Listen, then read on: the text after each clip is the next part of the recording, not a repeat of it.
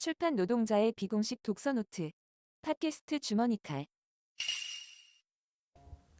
주머니칼의 두 번째 에피소드에 오신 여러분 반갑습니다. 저는 주머니칼의 니모입니다.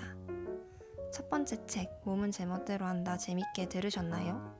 두 번째 에피소드는 분위기를 풀어가는 시간입니다. 책 한 권을 소개하진 않고 저희가 그동안 읽어온 책에 대해 자유롭게 이야기 나눠보겠습니다.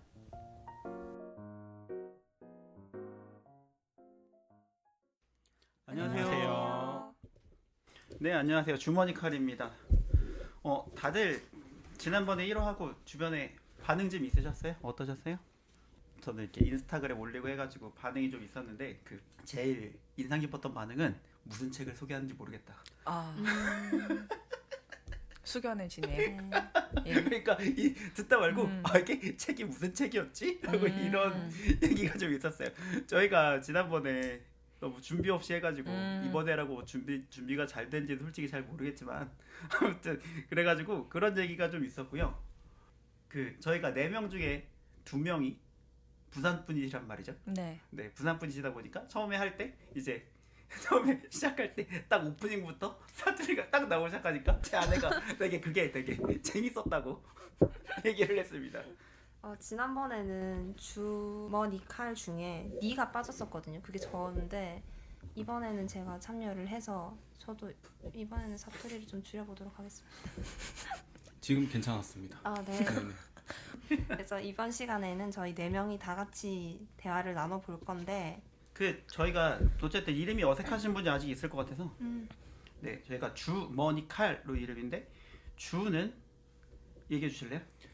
안녕하세요. 저는 주로 시집을 읽는다는 닉네임이고요. 한 10년 넘게 이런 닉네임 쓰고 있습니다. 네, 니 한번 얘기해 주실래요? 뭐는 띄워? 뭐 죄송합니다. 저기요. 주니머칼. 자, 뭐 먼저 해주세요. 네, 뭐는 머랭이고요. 사실 이번에 주머니칼 이름 맞추기 위해서 급조한 이름이라 역사는 없습니다. 머랭이 네, 그래서 귀여우니까. 네, 제가 좀 귀여움을 맡고 있습니다. 몰랐네요. 진짜 아무도 몰랐어요. 난 줄 알았지. 네, 자, 니는 이름이 네. 뭔가요? 이름이. 저는 원래는 니브였는데요. 각자 좋아하는 책 이야기를 할 때 제가 니벨룽건의 노래를 좋아해서 거기서 이제 좀 줄여보자 애칭처럼 그래서 니브였는데 첫 녹화 때 너무 긴장을 하는 바람에 제가 니모라고 발음을 해서 니모가 되었습니다. 네. 저는 칼이고요. 칼로 시작하는 단어가 암만 생각해도 뭐 없어가지고 그냥 칼. 칼마르크스. 칼 막스 아니었나요? 와우. 와우. 칼이 나은 것 같아서 네, 칼. 칼로 했습니다. 다 그러면 어떻게 지내셨나요? 일단 저는 뭐 특별한 건 없었는데 회사에서 도서전을 나가는데 제가 도서전 TF팀 팀장이거든요. 도서전에 한 번도 참가해보지 못한 제가 도서전 TF팀 팀장이 되는 어떤 소설 제목 같네요. 기념비적인 웹소설. 어떤 웹소설 사건. 제목 같네. 제목. 그래서 진행하고 있고 어쨌든 이게 TF팀이지만 팀장이 되니까 팀장으로서 사람들과 좀 관계를 새롭게 형성하는 거잖아요. 그거에 대한 어떤 여러 가지 고민들도 있고 뭐 즐거운 것 같은 것도 있고 뭐 그런 것들을 좀 배우고 있는 한 달인 것 같아요. 저는 그동안 정치를 너무 열심히 봐가지고 정치? 뉴스도 너무 재밌고 재밌죠. 저는 근 3일 동안 뉴스가 너무 재밌어가지고 그쵸. 하이라이트였어요.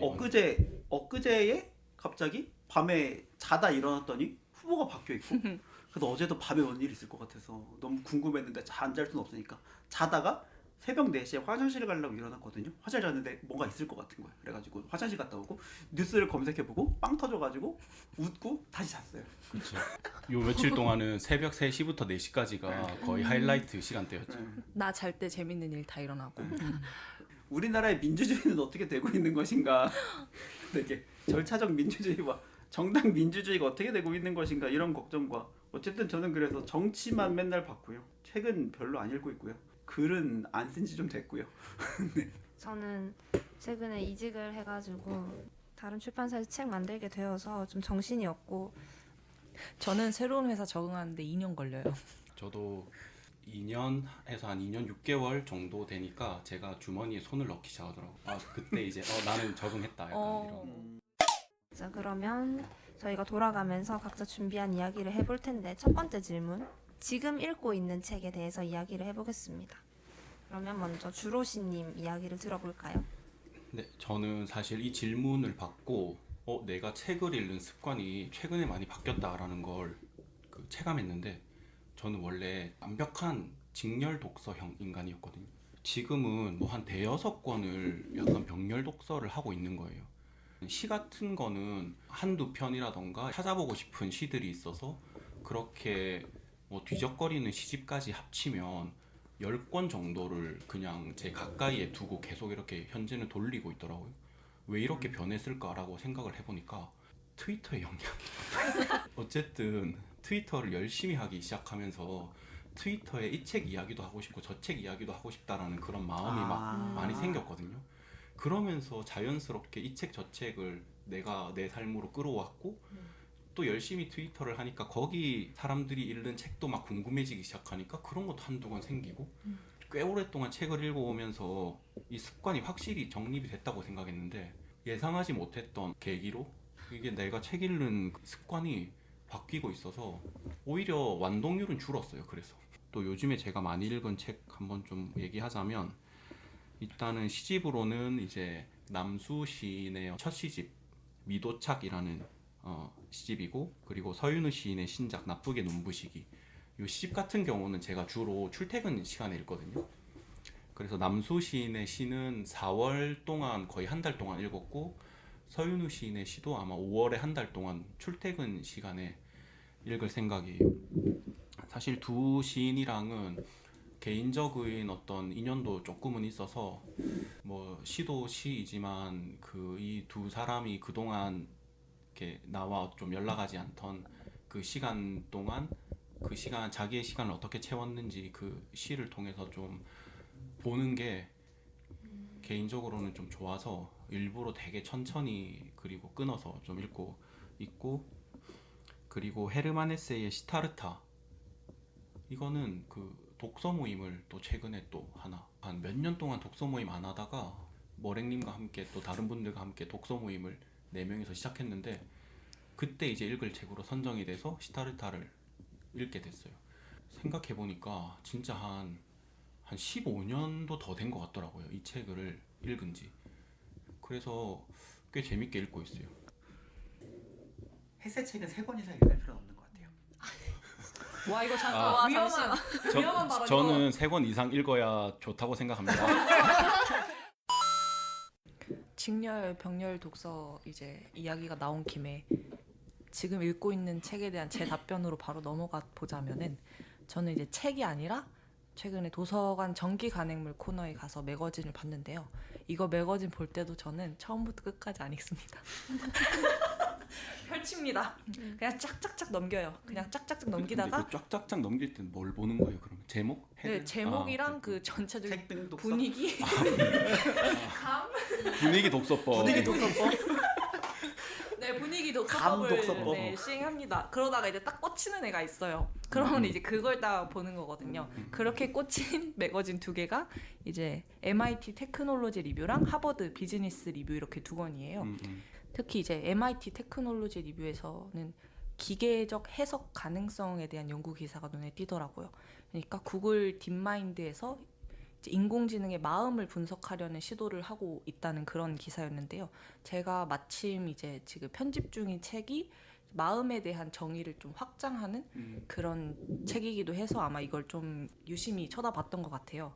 연구가 어떤 식으로 이루어지는 거냐면은, 우리가 이제 일상적으로 쓰는 챗 GPT 같은 게 있잖아요. 근데 그 챗 GPT가 작동하기 위해서 필요한 소프트웨어랑 하드웨어 그리고 시스템 같은 이런 모든 요소들을 하나하나씩 역추적을 해서 가장 처음에 시도된 그 의도를 알아내는 그 리버스 엔지니어링이라고 말을 하더라고요. 그러니까 우리가 보통 알고 있는 뭔가 목표를 위해서 하나씩 설계를 통해서 결과물을 얻는 그 엔지니어링이 아니라 그 결과물에서부터 원래 의도로 가는 그 리버스 엔지니어링으로 이제 인공지능의 신경망이 어떻게 작동하는지 그런 거를 연구하는 분야라고 하더라고요. 근데 이렇게 됐을 때 이제 아마 그 매거진을 보는 대부분의 사람들은 그럼 이 기술이 어떻게 활용될 수 있을까 이런 거를 고민을 하실 텐데 솔직히 저는 그거보다는 그 마음이라는 철학적인 정의가 어떻게 변화할지에 대해서 되게 궁금해지더라고요.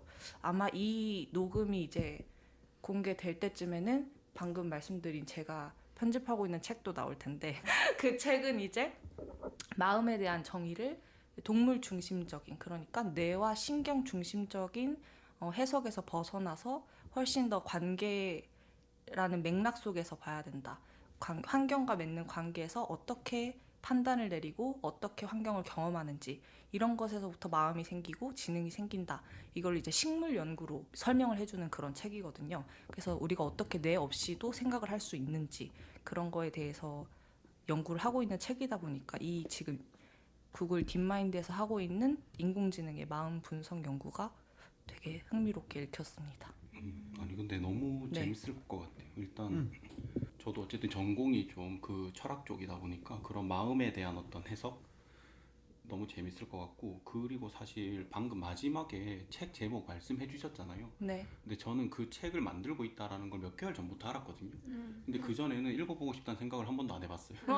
근데 방금 그 책이 어떤 책인지 설명을 들으니까 너무 읽어보고 싶은 그러게요. 거예요. 와 근데 읽어보고 싶다. 근데 어떤 책이지라고 했는데 그 내가 아는 그 책이었고. 이게 또 되게 재밌는 게 이 연구가 그 기계적 해석 가능성이라는 게 줄여서가 아니라 원래 원어로는 Explainable Artificial Intelligence에서 XAI 머스크 회사 이름이랑 똑같습니다. 그래서 그러네요. 머스크가 하고 있는 연구가 바로 이거예요. 그러니까 사실상 똑같은 연구에 관심을 가지는데 한쪽은 이제 화성으로 가려가고 저는 식물 연구를 이런 식으로 같은 주제인데도 불구하고 다른 방식으로도 이제 관심을 가져볼 수 있으니 궁금하신 분은 뇌 없이도 생각할 수 있는가 많은 관심을 가져주세요. 저는 이제 개인적으로 읽고 있는 책은 조앤 디디온의 상실이라는 책인데요. 제가 생각할 때 좋은 책은 책 더 읽고 싶다 혹은 나 글 쓰고 싶다 이런 책이거든요. 근데 이 책은 둘 다 아니었는데 계속 페이지를 넘겼어요. 이 책은 남편을 잃은 후에 1년 동안의 에세이거든요. 원제가 The Year of Magical Thinking인데 여기서 매지컬 띵킹은 마법적 사고라고 하는 거예요. 어쨌든 누구를 잃은 상실이라는 게 머리로는 이해가 되지만 마음으로는 이해가 잘 안 되잖아요. 남편 이름이 존이에요. 근데 존이 죽지 않았다면 안 죽었을 때는 이랬지 이러면서 자꾸 그 예전 이야기를 꺼내는데 그게 독자 입장에서는 필사적으로 그걸 내 안에서 거부하고 있다는 느낌이 계속해서 들거든요. 그래서 제가 이 페이지를 읽어드리려고 체크를 해놨는데 남편이 죽은 첫 번째 날이에요. 첫 번째 날 밤인데 지금 생각해보니 첫 번째 날 밤에 혼자 있겠다는 나의 고집은 보기보다 훨씬 복잡한 원시적 본능 같은 것이었던 듯 싶다. 물론 나는 존이 죽었다는 걸 알았다. 소식을 이미 확실하게 존의 동생에게, 내 동생에게, 사위에게 전했다. 뉴욕타임스도 알았다. 로스앤젤레스 타임스도 알았다. 그런데 나는 그 소식을 최종적으로 받아들일 준비가 되어 있지 않았다. 그리고 마지막에 존이 돌아올 수 있으려면 나 혼자 있어야 했다 라고 이야기를 하면서 그렇게 나의 마술적 사고의 한 해가 시작되었다 라고 하고 이 책이 이제 본격적으로 시작이 되는데 소름. 이게 이 남편이 딸이 독감에 걸려서 폐혈증 쇼크가 와가지고 병원에 입원을 해요. 근데 그 딸을 보고 집에 왔는데 밥을 먹다가 남편이 죽어요. 그러니까 이 저자가 계속 이 책에서 평범한 날이었다. 그날은 평범한 뭐 저녁 식사 시간이었다 이렇게 얘기를 하는데 우리가 누군가를 잃고 이런 상실을 겪을 때 모두가 그렇게 이야기를 시작하는 것 같아요. 왜냐하면 내 삶이 평범했다는 걸 계속 알려줘야 이 삶이 되게 드라마틱하게 다가오는 것도 있고 그래서 이 책에서 저자가 처음에 예시를 드는데 9.11 테러 났을 때 그걸 다룬 뭐 다큐나 이런 데서는 모두가 그렇게 얘기한대요. 9월에 화창한 어느 날이었다. 모든 다큐가 이렇게 시작을 한다는 거예요. 계속 그 마술적 사고, 이 책의 원제인 매지컬 띵킹이 이 사람 안에서 계속 일어나는데 뭐 망자의 짐을 치우잖아요. 구두를 치워야 되는데 못 치워요. 구두가 없으면 그가 어떻게 돌아오겠어. 그리고 장기 기증에 대한 이야기가 나오는데 눈이 없으면 걔가 어떻게 돌아오지? 자꾸 이러면서 안에서 거부를 해요. 근데 이 거부를 계속하고 내가 그 남편이 죽지 않았던 상황 이전을 계속 복귀해봤자 돌아오는 건 무의미밖에 없는 거야. 그래서 내가 살아나려면 글을 써야 되는 거예요, 이 사람은.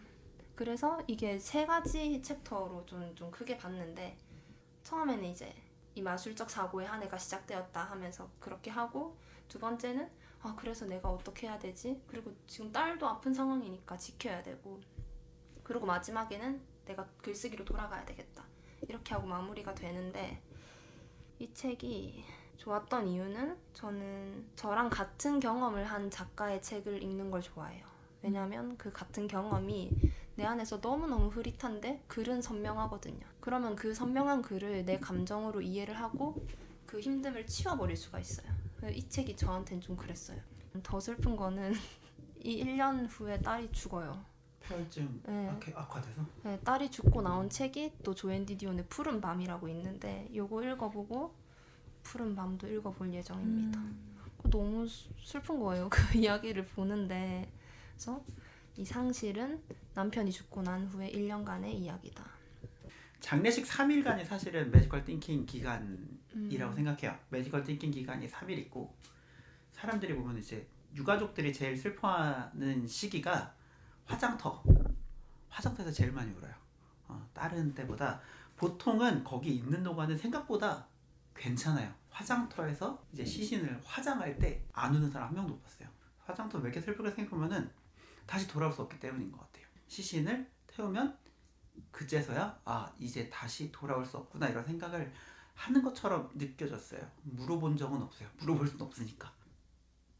요즘에 보니까 포로스터 유작만 읽으시더라고요. 뭐더라? 그 바움가트너 그것도 비슷한 내용이긴 해요. 소설인데 아내를 잃은 이제 남편의 어떤 이야기인데, 뭐 그냥 포로스터의 어떤 문체처럼 되게 깊게 들어가진 않지만 네. 그 작가가 원래 그러니까 어쨌든 좀 비슷한 주제를 다루고 있고, 네. 사실 이런 주제를 얘기할 때 제일 우리 많이 언급하는 건 이제 애도 일기장이긴 하잖아요. 그쵸. 비슷해요. 정말 비슷해요. 그런 어쨌든 롤랑 바르트 애도 일기. 네, 그렇습니다. 저는 이 책을 읽고 있고 한 10페이지 남았는데, 네, 다 읽은 책이죠 뭐. 그렇습니다.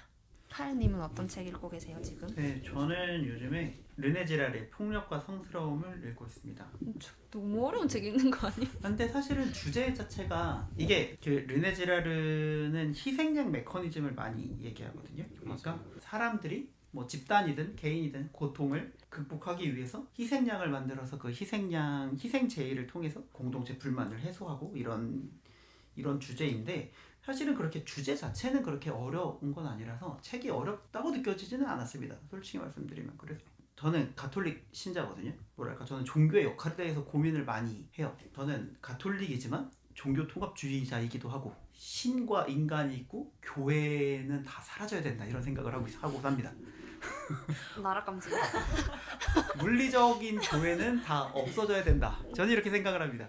어차피 신이 있고 인간이 한 명의 교회이기 때문에, 어쨌든 르네 지라르가 말하는 것은 그 희생제의 대표가 예수라는 얘기를 하는 거죠. 그래서 이제 예수랑 엮어 설명하고, 뭐 유대인이나 나병 환자나 마녀 같은 개념들이 희생양 메커니즘에 해당된다 뭐 이런 얘기인데, 읽은 지 아직 그렇게 오래는 안 됐고요. 초반 읽고 있어서 최근에는 이제 육아하느라고 책을 많이 못 읽습니다. 그러면 2번째 질문으로 넘어가 볼게요. 2번째 질문은 가장 많이 읽는 분야 그리고 추천할 만한 책입니다. 주로시님부터 대답해 주시면 될 것 같아요. 네, 가장 많이 읽는 분야는 뭐 문학으로 되는 분야고, 그 중에서도 국내 시인들의 시를 제일 많이 읽고, 그 다음은 해외 소설로 분류되는 책들, 그리고 그 다음은 이제 국내 작가들의 소설, 요 순서대로 많이 읽고 있어요. 뭐 추천할 만한 책이야 고르다 보면은 뭐 여러 가지를 말할 수 있겠지만, 제가 5월 초에 연휴 내내 미음사에서 출간되었던 그 버진 수어사이드 읽었거든요. 이게 넷플릭스에 이제 영화도 있어요. 이게 영화는 국내에는 처녀 자살 소동 아마 이렇게 정발됐던 것 같아요. 그래서 넷플릭스에서 영화도 보고 막 OST도 듣고 뭐 책도 읽고 하면서 오랜만에 되게 책 한 권을 여러 가지 어떤 시각이나 어떤 매체를 통해서 읽었고 그래서 버진 수어사이드를 좀 추천하고 싶어요. 미국 작가 이제 제프리 유제니디스의 이제 첫 번째 장편 소설이고 리즈번가에 5자매가 있는데 이 자매가 전부 자살하는 내용이거든요. 근데 이제 특이한 게 책 시작부터 자매가 다 자살했다는 걸 알려주고 시작해. 근데 이제 그걸 다 알고 결말을 알고 읽어 나가는데도 좀 흡입력이 있고 화자는 리즈번 자매들과 같이 학교를 다녔던 남학생들인데 그들이 시간이 훨씬 흐른 뒤에 그 리즈번 자매들 자살 사건에 대한 단서를 하나씩 찾고 막 재조합해서 왜 그런 일이 벌어졌는지 막 나름대로 생각해보는 책이거든요. 그래서 이런 시선 자체를 좀 여러 가지로 볼 수 있을 것 같더라고요. 일단 첫 번째는 일단 세대론인데 왜냐하면 이 극 중에 나오는 막내 서실리아가 처음 자살하는데 이 얘가 자살했을 때 언론에서는 이 개인에 집중하는 것이 아니라 미국 청소년 자살 문제 약간 이렇게 약간 바로 큰 문제로 넘어가서 이 개인을 큰 세대에 바로 통합시켜 버리거든요. 그리고 서실리아를 일종의 그 막내딸을 일종의 약간 바이러스처럼 여기면서 다른 자매들이랑 미국의 10대들이 유사하게 서실리아처럼 자살하지 않을까봐 막 이렇게 전전긍긍 하는 거죠. 그래서 기성세대 접근법이라는 거는 여기서 벗어나지 않거든요. 그래서 이제 시간이 좀 많이 흘렀지만 같은 세대이자 리즈번 자매들을 좋아했던 남자들이 그들의 자살을 자기의 세대 안에서 다시 살펴보는, 그러니까 다시 쓰는 세대론 같은 거에 이제 그게 첫 번째로 좀 볼 수 있고, 이렇게 됐을 때는 이제 기성세대와의 갈등인 거죠. 두 번째는 조금 다른데 리즈번 자매들의 자살인데 그 자매들의 입에서 자기의 어떤 감정적인 이야기가 나오는 게 극히 드물단 말이죠. 다 다른 사람들의 입에서 다뤄져요. 가령 책에서는 리즈번 자매들이 이제 편히 쉬었으면 좋겠는데 다른 사람들 입에 너무 많이 오르내린다, 요런 막 문장도 많이 나오고, 리즈번 자매들의 이야기를 하려고 막 혈안이 된 방송사라든가 뭐 이런 것들도 나온단 말이죠.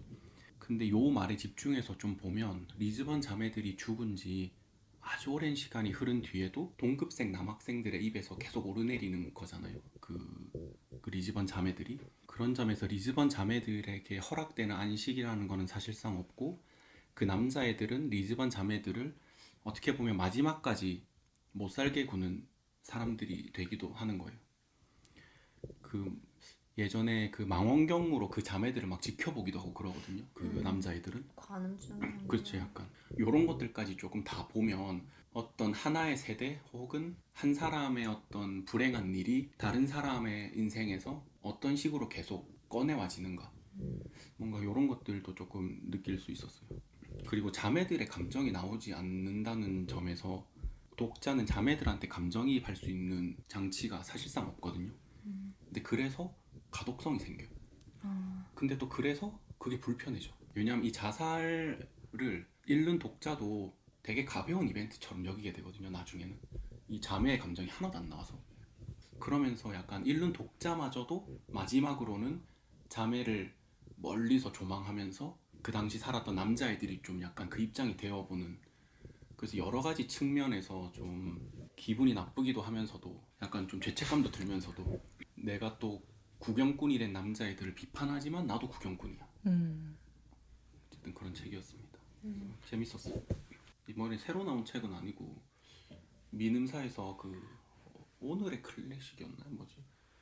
약간 그 가즈오 이식으로 막 냈던 그 시리즈인데 민음사에서 젊은 모던 클래식. 모던 클래식 아, 맞아. 네.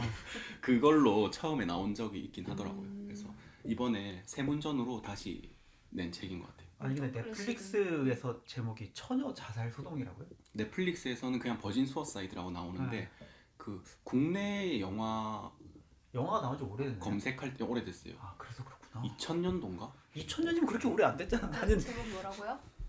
처녀 자살 소동. 아니 소동으로 끝나는 게 나는 좀 약간 근데 지금 내용 들으면서 되게 영화에서 이런 연출을 많이 봤다라는 느낌을 딱 받았거든요. 근데 영화가 됐군요. 그쵸. 이 주인공 여자 주인공 중에 한 명이 그 커스틴 던스트예요. 그 1세 스파이더맨 여자 주인공. 완전 리즈 시절 그 얼굴이 나오거든요.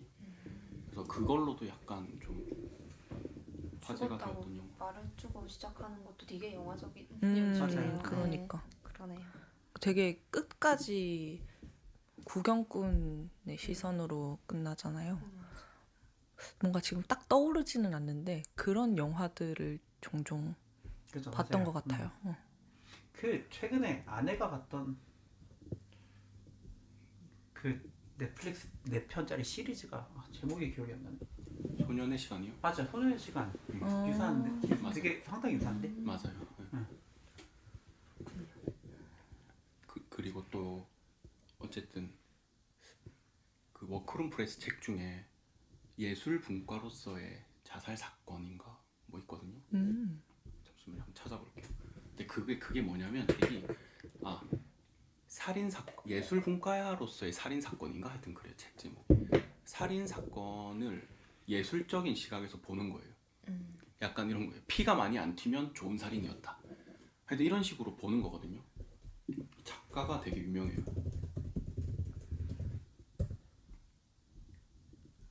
작가가 토머스 드퀸시. 근데 이 책도 읽는 독자가 어떤 살인 사건에 윤리적 감정 개입을 할 여지가 아예 없어요. 그래서 이 책이 너무 잘 읽혀요. 근데 너무 잘 읽혀서 이게 맞나 싶은 생각도 막 들어. 남일이지만 내가 너무 남일이야라고 생각하는 건 또 약간 다른 문제잖아. 근데 어떤 책들은 일부러 그렇게 장치를 해놓더라. 이제 그럼 머랭님으로 넘어가 네. 볼까요? 예. 머랭님은 어떤 분야를 제일 즐겨 읽으시나요? 저는 분야를 질문해서 진짜 분야에 대한 감상만 적어왔는데요. 저는 이제 주로 논픽션을 많이 읽는 것 같고 그 중에서도 이제 과학이랑 인문학, 사회학을 따로따로 읽는 게 아니라 그것이 섞여 있는 책들을 좋아하는 편입니다. 아무래도 그런 호기심 때문에 전공도 이제 철학이랑 화학으로 정한 것 같고요. 책을 주로 저는 정보를 찾는 목적으로 읽기 때문에 이런 취향이 생긴 것 같기는 해요. 그러니까 주로 질문이 생기는 게 어떤 사실에 대한 단순 검색이 아니라 어떤 사실과 사실이 만나면서 생기는 복잡성에 대해서 보통 질문이 생기잖아요. 그리고 그거는 이제 단순하게 검색으로만 알기 힘든 경우들이 많아요. 그러다 보니까 그럴 때 책을 찾았던 것 같아요.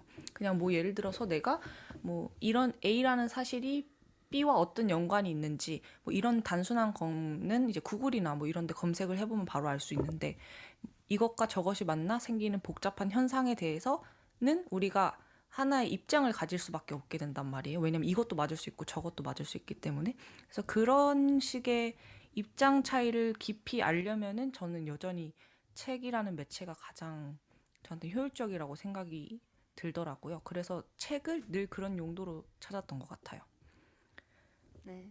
그래서 과학 분야를 제일 많이 읽으신다. 아니요, 과학과 인문학, 네, 사회학이 과학과 두루 인문학, 섞인 섞여. 학제적 연구. 네, 그런 책을 많이 읽습니다.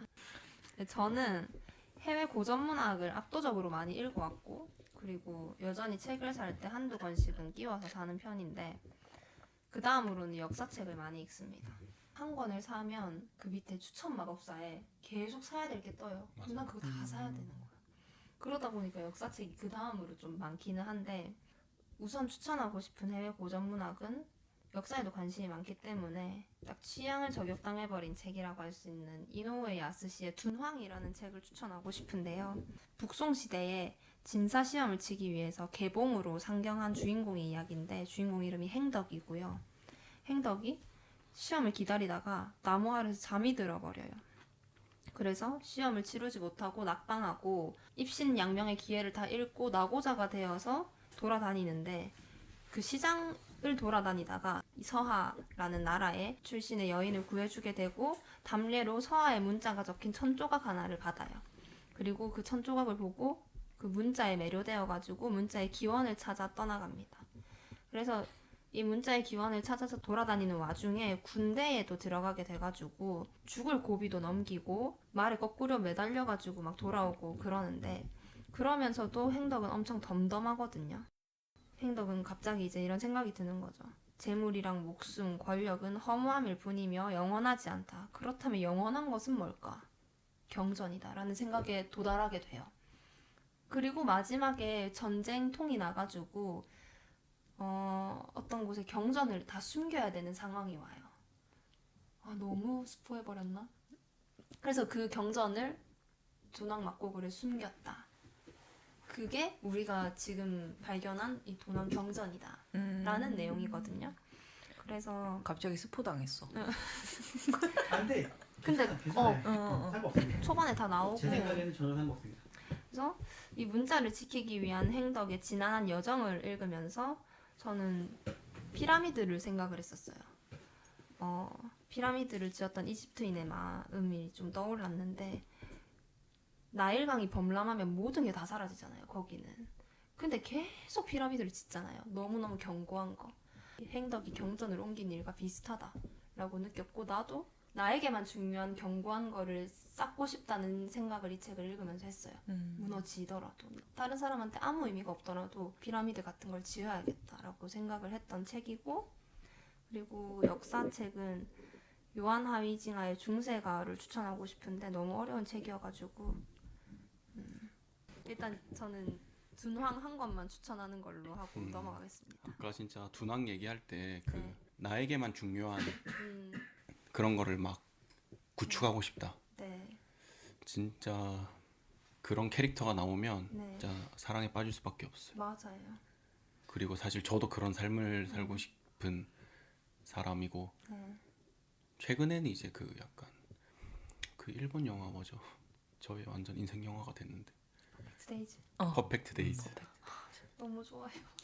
퍼펙트 데이즈 엽떡 먹으면서 보다 껐어요. 근데 진짜 머랭님이랑은 결이 다르죠 많이. 그래서 이 둔황을 빌려달라고 하셨는데 읽을지는 미지수네요. 아, 병렬 독서로 끝나는.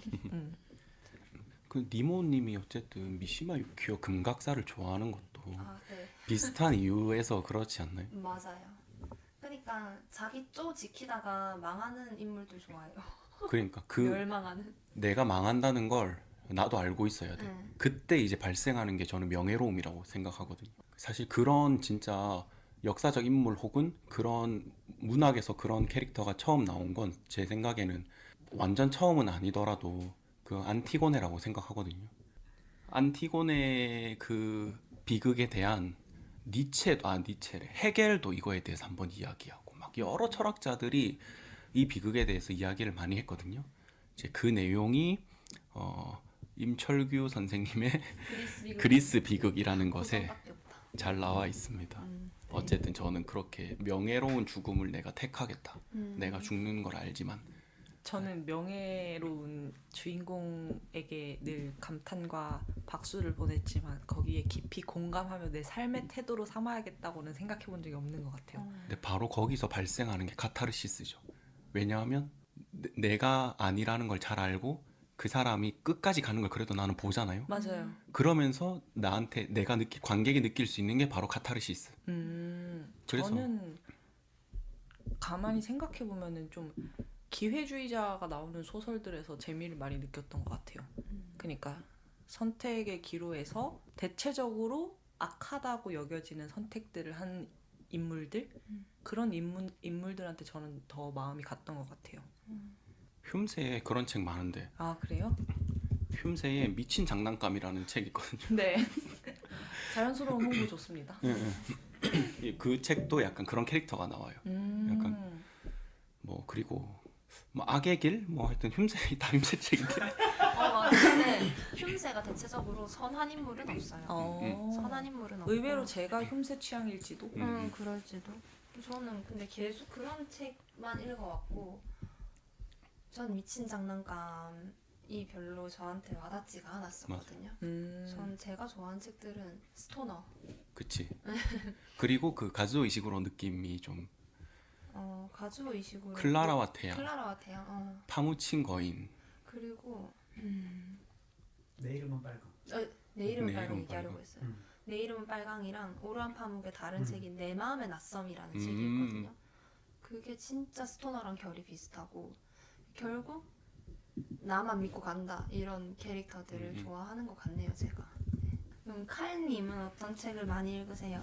네, 저도 역시 해외 문학이랑 고전 문학 많이 읽거든요. 많이 읽는데 그래서 제가 추천하는 책은 미하일 불가코프의 거장과 마르가리타. 이 책을 제가 몇 명한테 추천해야 하는 사실은 읽은 사람 별로 없어요. 이 책도. 그러니까. 근데 이 책은 나 진짜 좋아하는 책이거든요. 근데 솔직히 말해 읽기 쉬운 책은 아니에요. 두께도 좀 있고. 이 책이 그 작가가 우크라이나 출신 러시아 작가거든요. 근데 이제 소련 체제에서 출간이 못 됐어요. 왜냐면은 이게 체제를 비판하는 주제라서 이게 못 나오다가 나중에 출간이 됐어요. 1966년도에 처음으로 출간이 됐다고 하더라고요. 명예로운 금서 출신이네요. 맞아요. 그렇죠. 아니, 그렇죠. 그런 책도 좋아요. 멋있잖아요. 그래서 이 책은 그 예슈아라고 써져 있는 예수가 나와요. 자꾸 예수 얘기를 하네. 예슈아가 나오고 그 예슈아에 대한 이야기를 쓰는 거장이 나오고요. 거장을 사랑하는 이제 마르가리따가 나옵니다. 그래서 거장과 마르가리따가 책 제목인데 이제 그 관계에서 볼란드라는 악마가 나오고요. 이 세 존재들이 상호작용하면서 벌어지는 내용입니다. 뭐 자세히 말씀드리긴 좀 어렵고 뭐 이런 내용이고 이 책에서 이제 보면은 거장이 작성한 책이 나오거든요. 그 책에 이제 그 예슈아랑 빌라도가 하는 대화가 있어요. 그 부분이 악권이죠. 그 부분이 진짜 악권이고 너무 재밌어요. 그래서 이 책을 그 부분 때문에 참 추천을 많이 하는데 그 부분까지 읽기도 쉽지 않아요. 사실은 사장인가?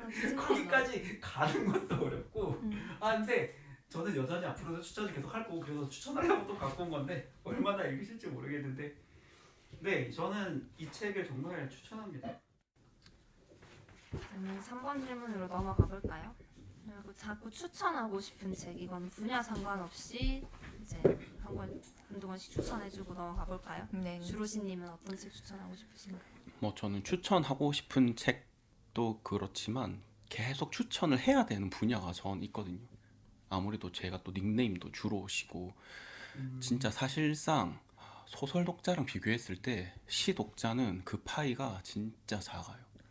제가 체감상 진짜 말도 안 되게 작거든요. 약간 이 정도까지도 말할 수 있어요. 시를 쓰지 않는데 시를 읽는 독자 진짜 귀하다. 진짜 귀해요. 그런 독자는. 저도 애초에 시를 쓰면서 읽는 독자고 그래서 시를 추천해 달라는 이야기를 해요 사람들이? 하긴 해요 많이. 그래요? 진짜 10년 넘게 안 받아본 적이 한 번도 없어요. 분기에 한 번 정도는. 그래서 요즘에 트위터에서도 시를 읽고 싶은데 추천을 바란다 이런 그 트윗을 좀 봤거든요. 그래서 제가 트위터 콘텐츠로도 준비하고 있을 만큼 근데 어쨌든 그래서 시를 이제 막 읽기 시작하는 사람들을 위해서 제가 추천을 계속 해오던 시집들이 있거든요. 그 시집은 약간 두 가지 경우인 것 같아요. 내가 너무나 좋아하는 시집 플러스 그래도 좀 진입장벽이 약간 낮다고 느껴지는 시집 이렇게 두 가지인 것 같은데 그냥 뭐 구분하지 않고 그냥 얘기한다면 안희연 시인의 너의 슬픔이 끼어들 때, 서윤우 시인의 어느 누구의 모든 동생, 황유원 시인의 세상의 모든 채대야.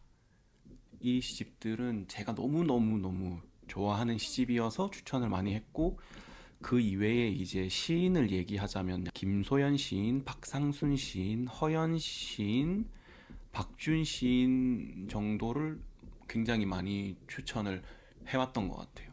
그래서 어쨌든 자꾸 추천하고 싶은 분야와 그리고 책은 저는 결국 시고 시와 진짜 가까이 있지만 주변에 시를 읽는 사람을 만나는 건 꽤 힘든 일이고 힘들기 때문에 되게 기쁜 일이거든요. 그래서 어쨌든 계속 이렇게 시를 추천해오고 있는 것 같아요. 머랭님은 어떤 책을 추천하고 싶으세요? 저는 이제 화학 책 중에 아직 이 책만큼 재밌게 읽은 책이 없는 같기도 하고 아니 같기도 하고 라는 책입니다. 이제 화학의 시인으로도 불리는 노벨 화학상 수상자인 로얼드 호프만 씨가 쓴 책인데요. 아무래도 노벨상 받은 만큼 범접 불가능한 이제 풍성한 지식은 당연히 있고 화학의 시인으로 불릴 만큼 필력도 되게 좋은 그런 저자입니다. 그리고 무엇보다 이제 화학이 되게 실용적인 책으로 많이 시중에 나와 있는데요. 그 화학에서 이제 끌어낼 수 있는 인문학적 통찰을 극대화한 그런 수준 높은 그런 책이라고 생각이 들었는데요. 이게 이제 저는 그동안에 화학이랑 철학을 복수 전공을 하면서 그 두 학문을 제가 선택한 이유에 대해 되게 고민을 많이 했거든요. 그러면서 생각했던 게 이제 화학은 물질이 어떻게 움직이는지에 대해서 설명을 하는 거고 철학은 사람이 어떻게 움직이는지에 대해서 설명하는 그런 학문이다라고 제 나름대로 이제 정의를 내려놨었어요. 그런데 이 책을 보고 나서 그 정의가 얼마나 편협했는지 깨닫게 됐습니다. 그러니까 이 책에서는 화학이라는 게 변화라는 거는 되게 1차원적인 이 화학이라는 학문에 대한 설명이고 사실상 진정한 화학의 매력은 창조에 있다라고 말을 해요. 화학이라는 그 한자어를 보면은 변할 화자에 배울 학자, 그러니까 변함의 학문이거든요. 변화하는 것에 대한 학문인데 그 변화하기 전과 후 그리고 그 사이에 대한 메커니즘을 이제 화학이 밝혀내는 거란 말이에요. 그러니까 사실상 끝과 끝에 그 사이를 상상하는 게 화학인 거예요. 그 전까지 저는 이제 뭔가 극단에 있는 거에 대해서 좀 부정적인 입장을 가져왔었거든요. 그러니까 이거 아니면 저거 이런 거에 대해서 부정적인 입장을 가져왔었는데 이 책을 읽고 나서 끝과 끝이 있기 때문에 중간을 상상할 수 있구나. 이런 거를 이 책을 통해서 뭔가 새삼스럽게 다시 느껴보게 된 것 같아요. 그래서 멋있네요. 그래서 이 화학 책은 제가 여태까지 읽은 화학 책 중에 가장 좋았던 책이고 누가 과학책을 추천해달라 그러면은 모두에게 추천하고 있는 그런 책입니다. 근데 제가 추천하고 싶은 책은요. 저는 사람들한테 제일 많이 추천한 책으로 생각을 해봤어요. 그래서 사람들의 제일 추천 많이 한 게 저는 이승우 작가의 사랑의 생애였거든요. 사랑의 생애가 읽었을 때에 좀 쾌감이 좀 있었어요. 그래서 이 사랑의 생애가 이제 주인공이 되게 찌질해요. 그래서 사랑이라는 주제랑 너무 잘 어울린다고 생각을 했어요. 너무 찌질한 주인공과 그리고 이승우 작가는 되게 서술법이 약간 제가 읽기에 그렇게 느껴져요. 너네가 잘 이해를 못할 테니까 내가 여러 번 설명을 해줄게. 이런 식으로 왜 이렇게까지 반복해서 얘기를 하나 싶을 정도로 반복해서 얘기를 계속해요. 다른 책들도 서술법이 그래요. 저는 그게 참 궁금한데.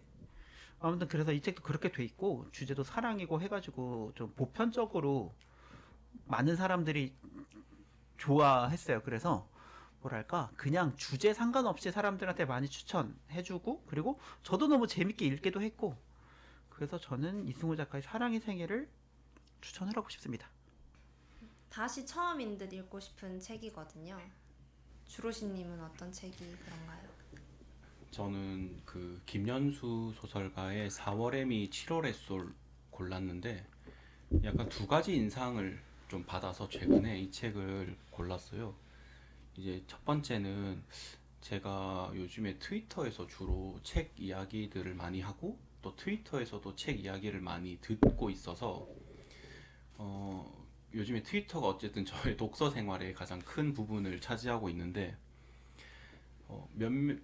잘 보고 있던 계정들의 어떤 그런 사람들을 보니까 이제 3월이 되니까 다들 자기가 막 이제 그 대학에 간다고 막 그러고 뭐 고등학생 뭐 이제 고3이 된다 그러고 약간 그러는 거예요.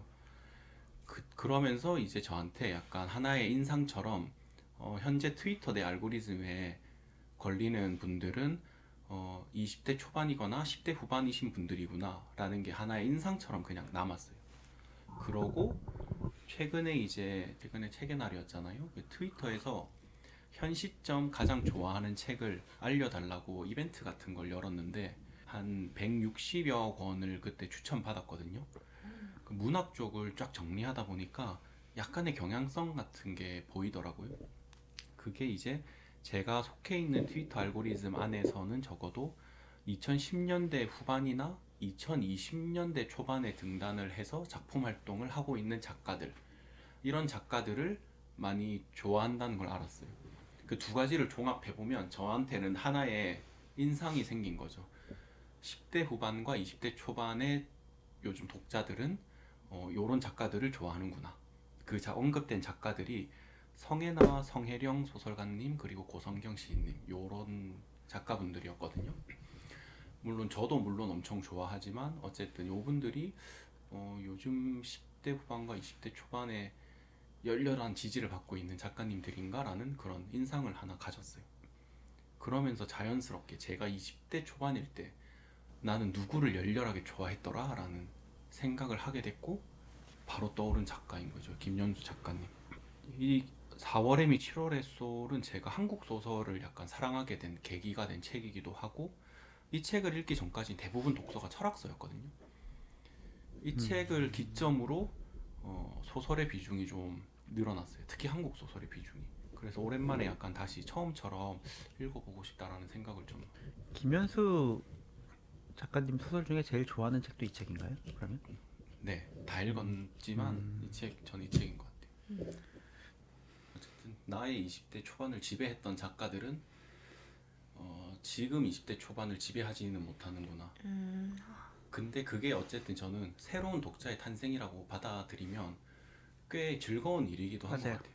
어쨌든 저는 이 문학 분야를 오래 좋아했으니까 10년 단위로 새로운 독자가 탄생하는 걸 저는 사이클을 3번 정도 봤거든요 벌써. 그러니까 그 제가 두 번째 사이클에는 저도 거기에 포함되어 있었고, 그래서 이런 사이클들을 보는 것도 좀 기쁜 일이긴 해요. 특히 저는 한국 시의 사조는 어쨌든 공부해야 돼서 계속 따라가고 있었기 때문에 특히나 한국 시가 좀 경향성이 빠르거든요.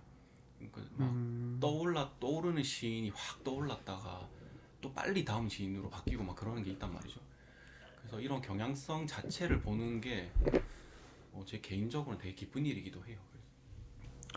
멋있다. 새로운 독자의 탄생. 그쵸? 자신의 20대 초반을 풍미했던 작가나 책 한 말해볼까요?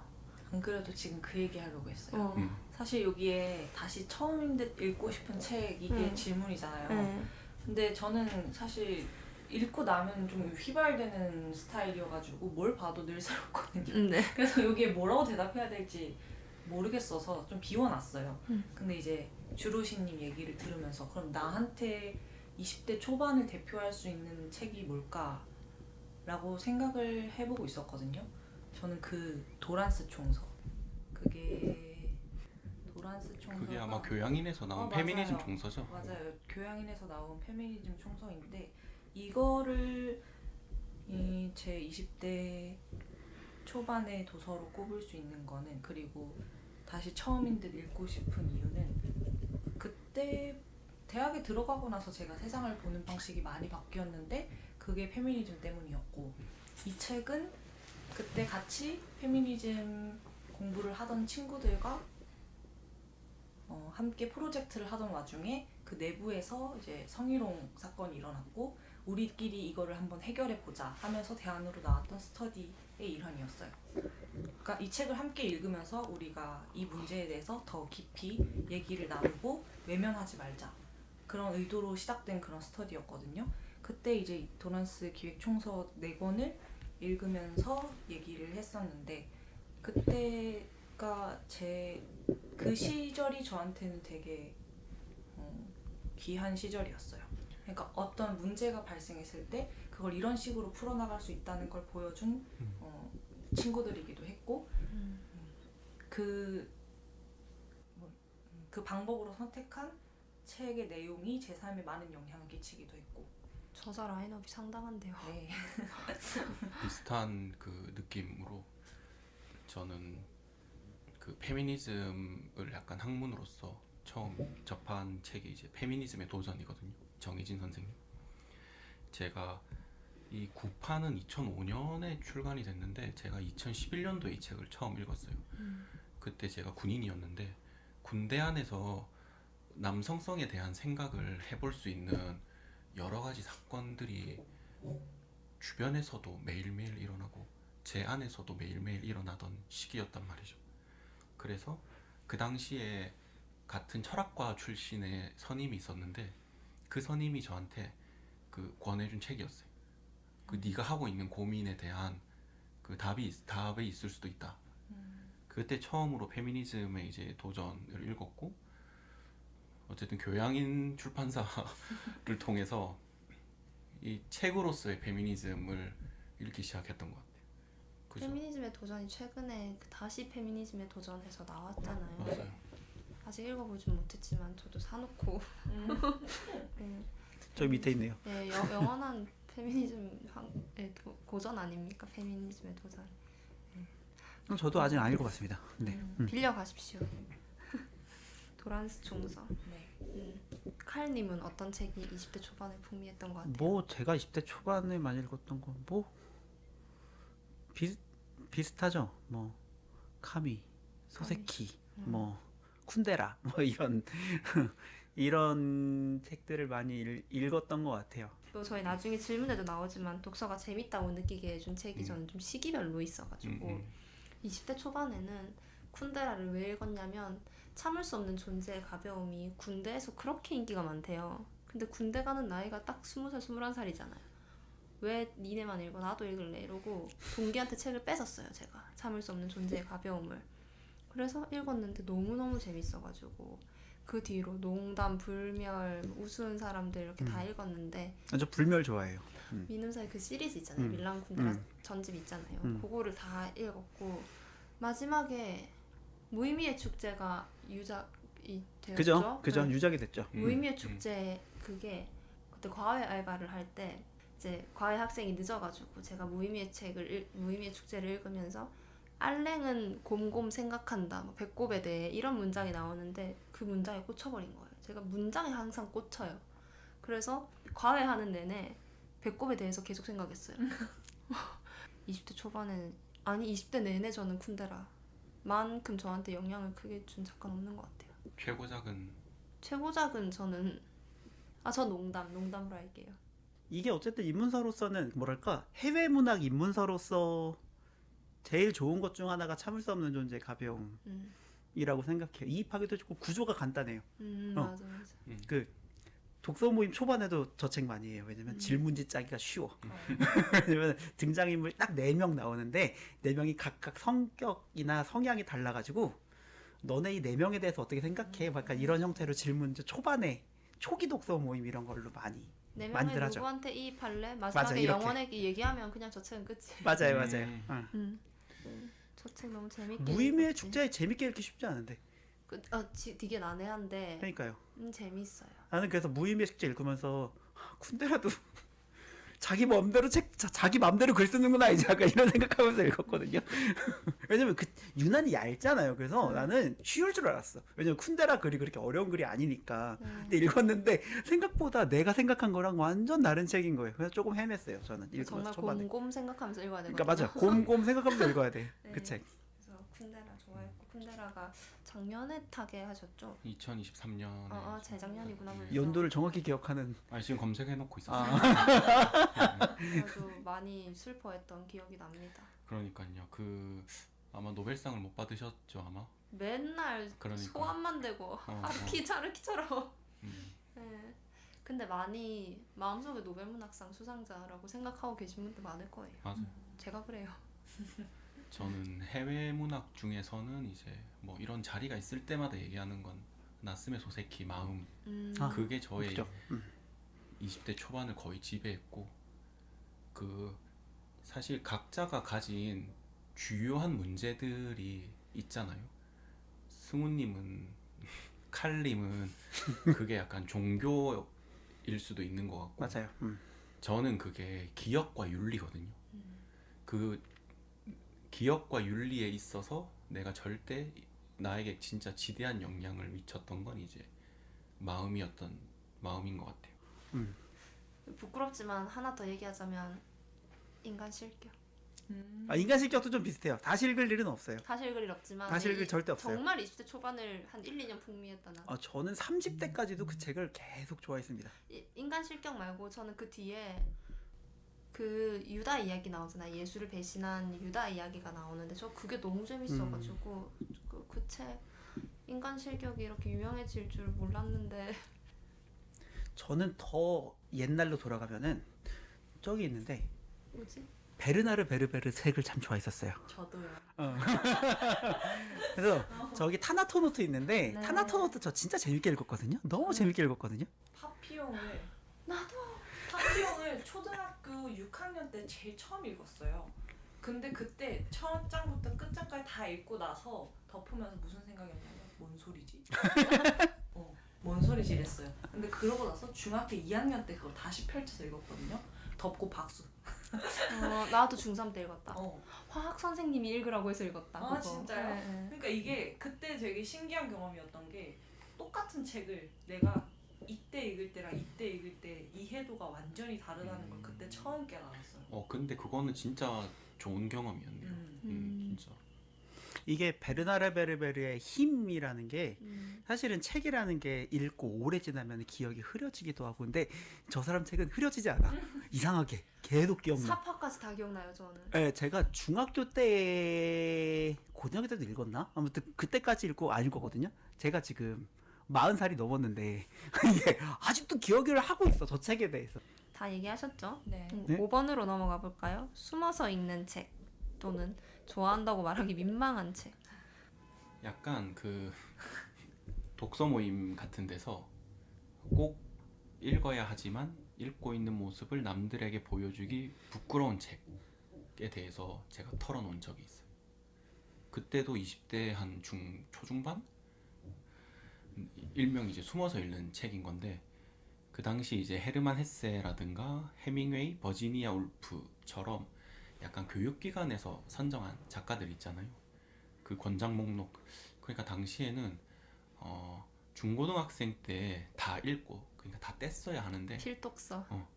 그 학창 시절에 다 읽지 못하고 뒤늦게 내가 이런 책을 읽는구나. 이런 마음이 이제 약간 부끄러움이 있었거든요. 그래서 가끔은 약간 읽었다고 거짓말한 적도 있어요. 그래서 약간 이런 거죠. 약간 나의 지적 허영과 고전을 읽어야 한다는 시기가 정해져 있다라는 그 두 생각이 만나서 벌어진 일종의 촌극 같은 건데 그 놀랍게도 약간 그 모임에서 대부분 그런 경험들이 조금씩 있더라고요. 그죠? 저도 비슷한 경험들이 있어요. 나도. 근데 이제 이런 것들이 이제 서서히 어쨌든 계속 책을 읽어오면서 이런 것들이 깨졌거든요. 결국 고전이라는 것은 특정 시기에 읽고 이제 그만해야 되는 것이 아니라 내 인생에서 약간 호명되는 시기가 계속 오는구나. 그래서 제가 이제 약간 흉세 만들 때도 4번째 시즌 할 때는 노인과 바다랑 데미안이 있었거든요. 그때 이제 리뷰를 부탁드렸던데 데미안은 이제 이승우 작가님 그리고 노인과 바다는 염승숙 작가님한테 리뷰를 부탁드렸었는데 염승숙 작가님도 재독, 삼독 하는 과정에서 너무 기쁘다 이런 말씀을 또 해주셨고 이승우 작가님도 오랜만에 내가 데미안을 다시 읽어볼 기회가 생긴 것 같아서 약간 뭐 좋다 이런 말씀을 또 해주셨거든요. 그러니까 우리가 고전이라고 흔히 부르는 책 혹은 내가 굉장히 좋아하는 책은 막 해치우듯이 읽는 게 아니라는 생각을 좀 많이 했어요. 그래서 사실 숨어서 읽는 책이라는 것 자체에 대한 이제는 내 인생에 그런 책은 없을 수도 있다. 내가 지금 해리포터를 읽는다 해도 전 사실 해리포터도 안 읽었거든요. 제가 해리포터나 이런 거를 읽는다고 해도 내가 뭐 굳이 이제 숨어서 읽을 필요는 없겠다 뭐 이런 생각을 좀 했어요. 저도 버지니아 울프 안 읽었어요. 그건 진짜 의외다. 진짜 의외다. 어. 내가 아는 사람 중에 세계문학 제일 많이 읽은 사람인데. 아니 최근에 읽었죠 최근에. 근데 등대로는 안 읽었고 자기만의 방만 읽었어요.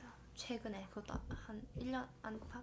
그런 책 누구나 읽고 그런 거짓말 주로시님만 한 건 아닐걸요.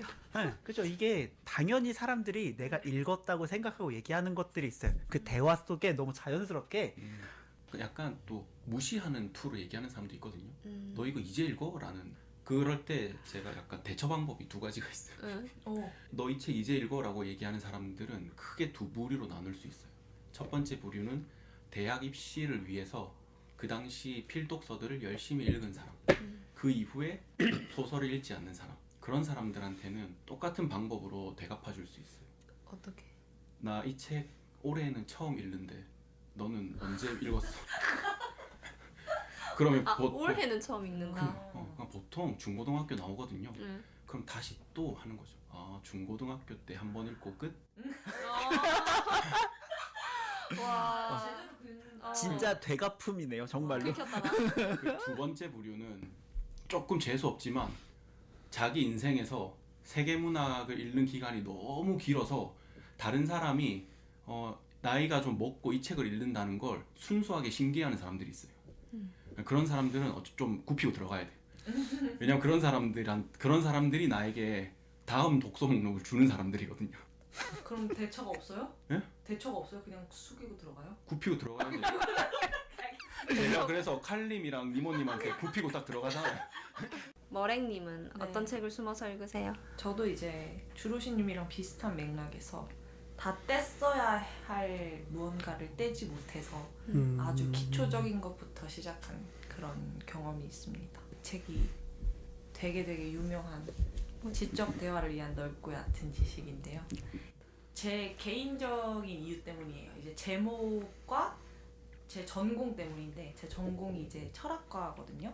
근데 지적 대화를 위한 여기까지 괜찮습니다. 넓은 지식 좋죠.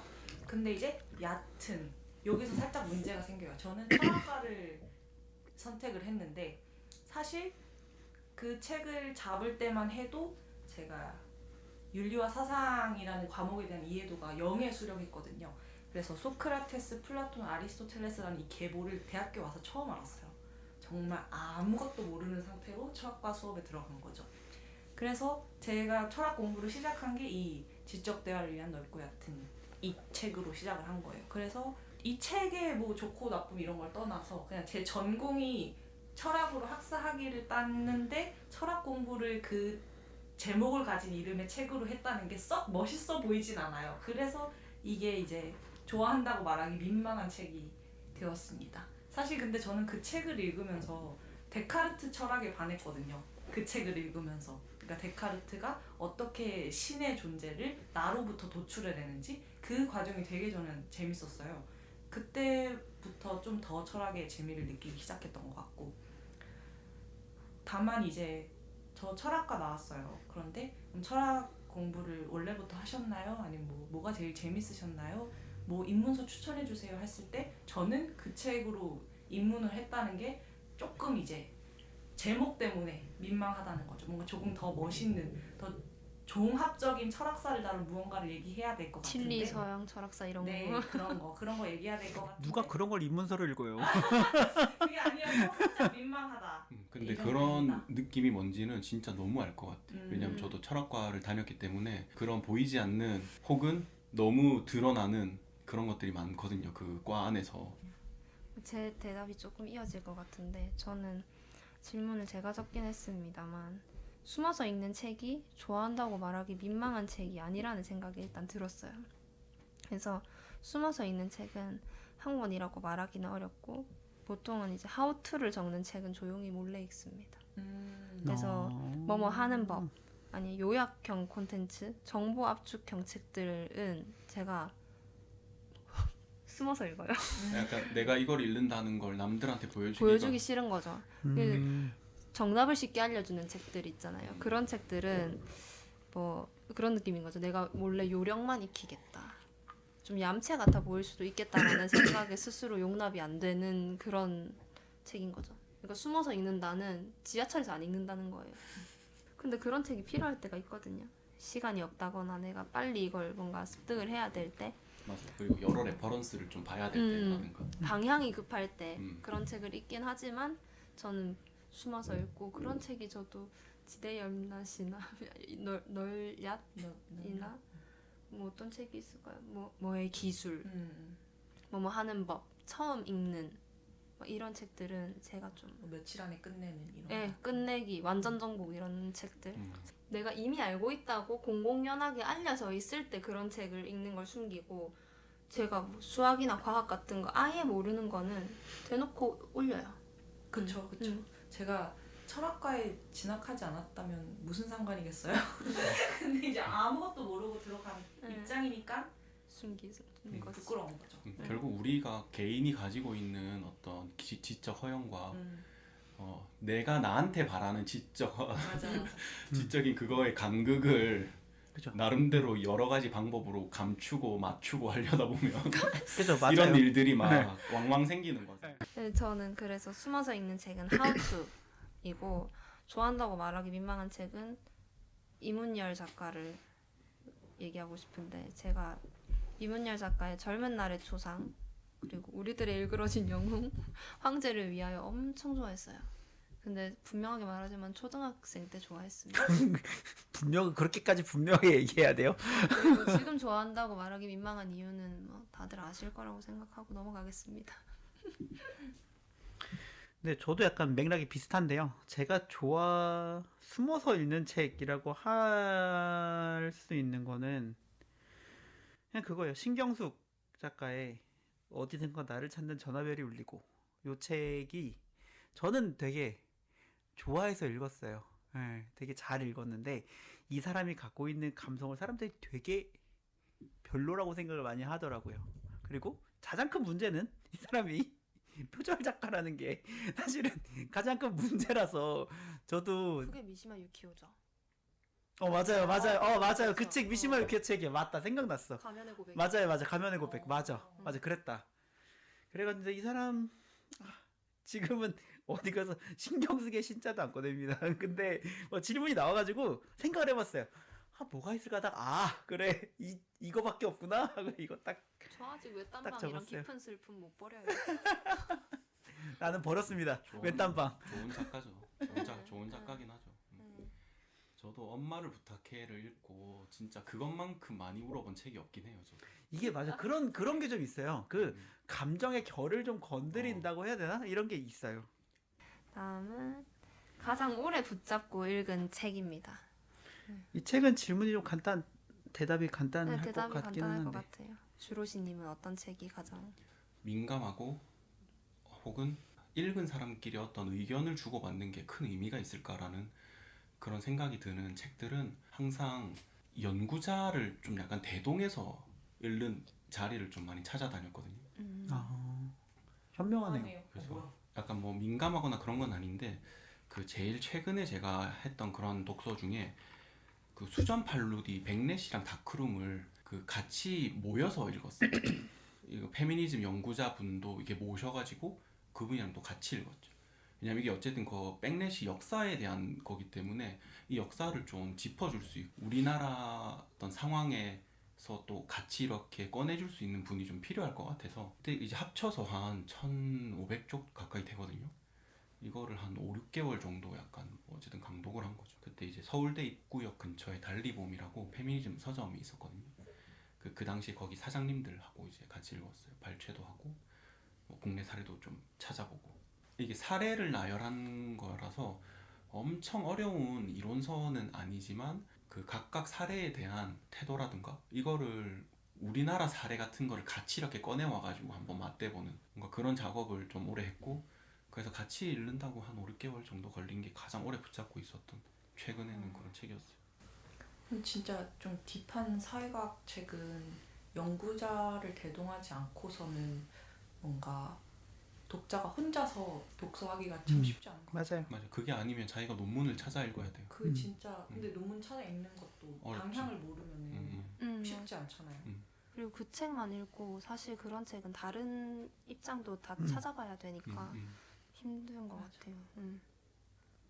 아니면 교수 중에 여러 논문을 이렇게 막 취합해가지고 자기의 논조를 전개하는 그런 책들이 또 있잖아요. 또 그런 책을 또 약간 끼고 있던가. 그래서 그 책에 나오는 논문을 또 찾아 읽던가. 그럼 근데 벌써 얼마나 부담스러워. 그러니까. 이 모든 그래서 How to 책이 그러니까. 나오는 거죠. 맞아요. 근데 이제 한 번쯤은 갖고 있는 거야. 내가 또 한 번 이런 독서를 하고 싶다. 이게 약간 한 3, 4년에 한 번쯤은 이게 갈증이 확 오는 것 같긴 해요. 머랭님은 어떤 책을 가장 오래 읽으셨어요? 네, 저는 가장 오래 붙잡고 읽은 책은 아니고 독서가 재밌다고 느끼게 해준 책이라는 질문에 좀 이제 방점을 두고 생각을 해봤는데요.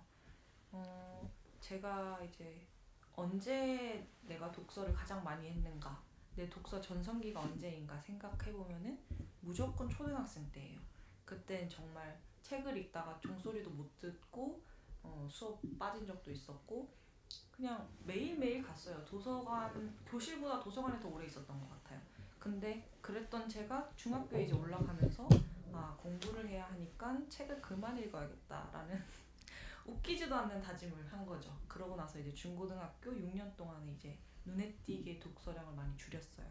그러다가 이제 대학교에 입학하게 됐고 우연히 이제 학교 독서 지원 프로그램을 신청하게 됐는데 그때 이제 읽었던 책 중에 하나가 김영사에서 나온 코끼리의 시간, 쥐의 시간이라는 과학책이에요. 일본 과학자가 쓴 책인데 이 책을 읽으면서 다시 정말 내 삶과 정말 동떨어진 내용인데 순수하게 재밌어서 책을 다시 읽게 해준 그런 계기가 된 책이었거든요. 이 책은 이제 동물들이 어떻게 생존하고 행동하는지를 되게 직관적으로 동물 몸의 크기로 설명한 그런 과학책이에요. 그래서 코끼리는 크고 쥐는 작은데 얘네가 어떤 식으로 심장을 움직이고 어떤 식으로 행동함으로써 살아남고 있는지 그런 책인데 이제 몸집이 다르면은 살아가는 삶의 속도도 다르다라는 그런 메시지를 담고 있었거든요. 근데 그 전까지는 이제 아까 그 말도 안 되는 그 다짐, 공부를 해야 하니까 책을 안 읽어야겠다. 그 다짐은 이제 공부와 관련된 것만 읽겠다라는 것이기도 했었는데 이 책을 읽고 나서 다시 좀 재미 위주의 책을 좀 찾기 시작했던 것 같아요. 진짜 꾸준하네요. 관심사가. 그러니까. 그러니까 크게 봤을 때 관심사가 되게 꾸준하다. 좀 예. 저랑 그러니까 인간이랑 상관없는 거. 인간이랑 상관없는데 존재를 되게 소중하게 생각해주는 마음이 드러나는 책들을 읽는 것 같아요.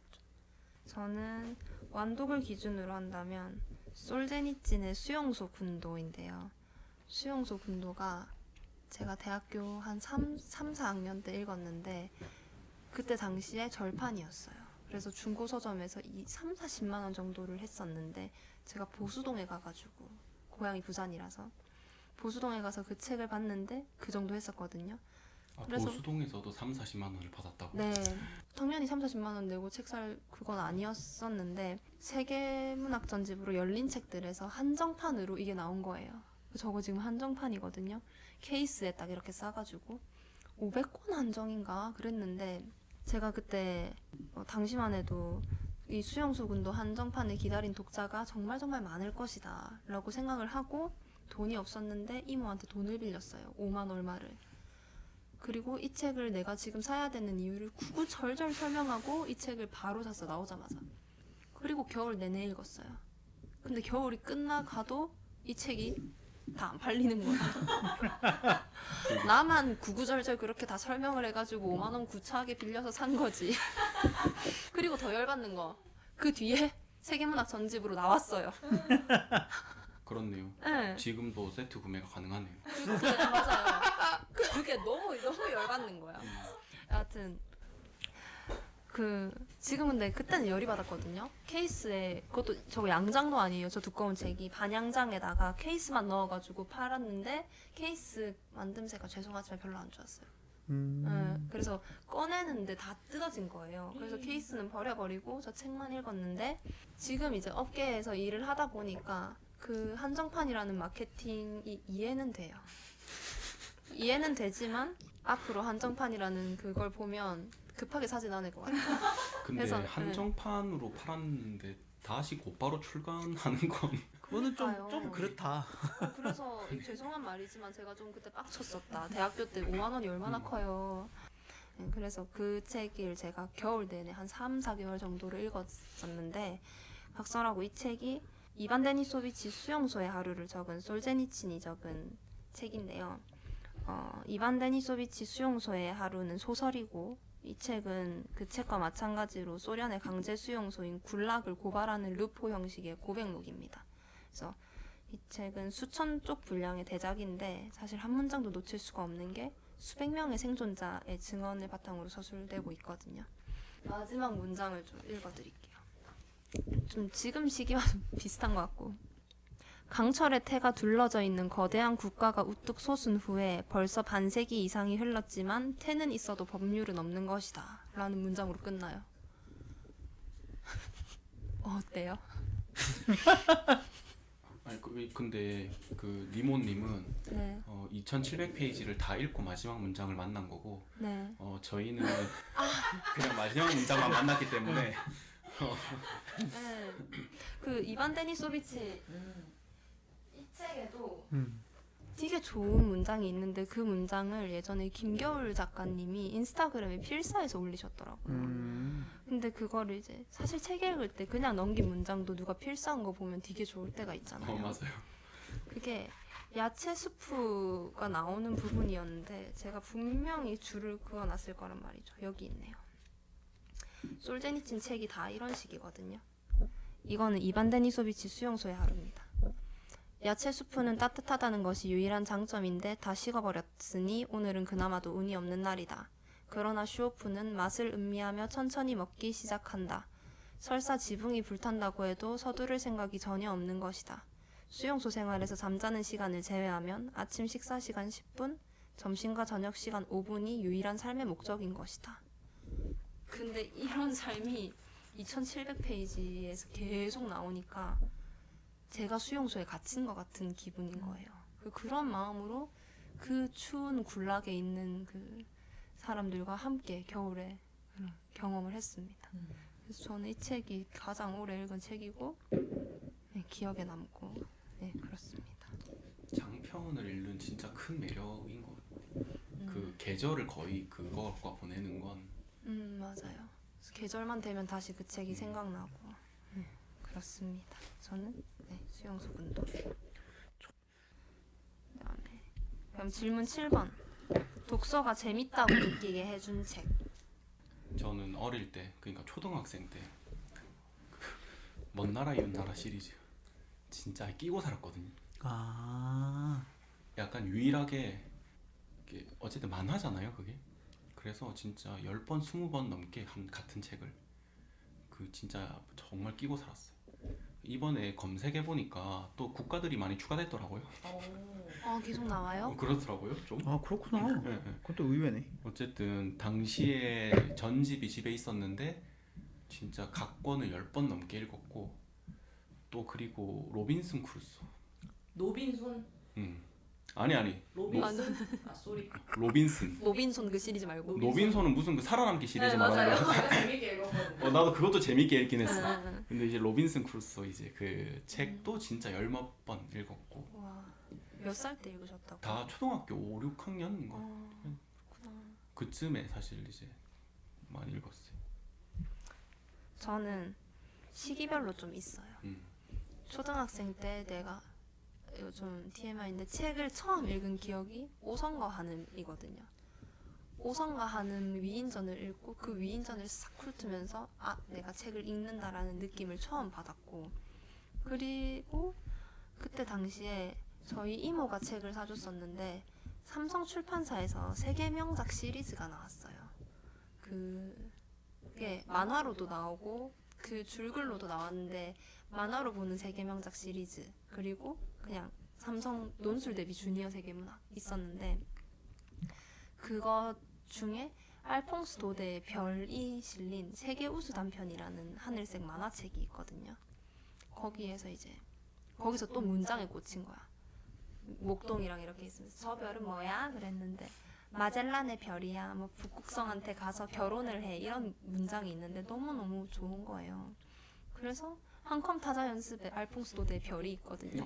맞아 있어. 맨날 타자 맞아. 연습하면서 몇 번씩 읽고, 근데 그게 오헨리의 마지막 입세도 있어요. 마지막 입세. 거기에 나온 그런 세계문학 전집을 읽고 내가 세계문학을 좋아하는구나라는 생각을 했어요. 그리고 막 몽테크리스토 백작, 장발장이 레미제라블이라는 생각은 못했을 맞아. 때 뭐 그때는 맞아. 장발장만 짧게 읽었잖아요, 되게. 장발장을 읽고, 그렇게 한 초등학교, 중학교 입학하기 전까지 그런 책을 읽다가 중학교 때 제가 책을 너무 읽는 거예요. 그래서 엄마가 책값이 감당이 안 돼서 논술학원에 보내줬거든요. 고등학생들이 입시하는 논술학원이었는데 그냥 저는 책 읽으라고 그 학원에 보내준 거예요. 그래서 그 학원에서 책을 읽는데 수업 전에 책을 골라오라고 하거든요. 근데 그때 골랐던 책이 한국 근대문학, 무녀도, 독 찢는 늙은이 이런 책 있잖아요. 그런 한국 근대문학을 많이 읽었고, 그리고 아까 말했던 히가시노 게이고 책들 좀 사서 읽었고, 20대 때는 밀란 쿤데라 읽었고, 그래서 보면 세계문학을 시작으로 제가 독서가 재밌다라는, 내가 책을 읽는 사람이 되겠다라는 생각을 했고, 그리고 논술학원을 다니면서 많이 읽을 수 있겠다라는 생각을 했고, 20대 때 쿤데라를 읽으면서 나는 이런 책을 좋아한다 라고 딱 정할 수 있었던 것 같아요.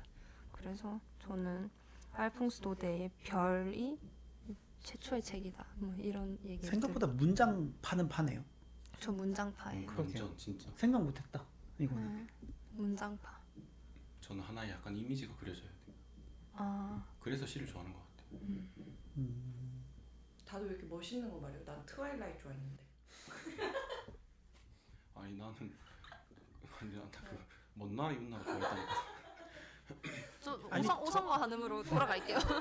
이탈리아 편 제일 좋아했어요.